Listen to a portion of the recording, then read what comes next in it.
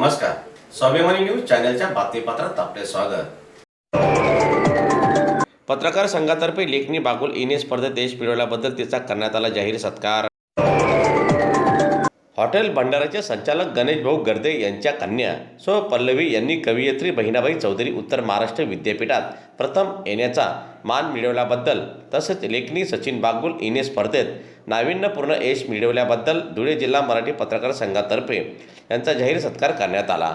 यावेळी पत्रकार संघाचे अध्यक्ष मनोज भाऊ गर्दे, माजी अध्यक्ष मिलिंद भाऊ पैसाने, प्राध्यापक मोहन मोरेसर, सुनील पाटील, ॲडव्होकेट अमोल पाटील, राकेश गाळणकर, दिग्विजय गाळणकर, पंकज पाटील, दिनेश निकुम, अनिश शेख, शांताराम आहिरे, रवींद्र नगराळे यांच्यासह पत्रकार संघाचे पदाधिकारी सदस्य उपस्थित होते।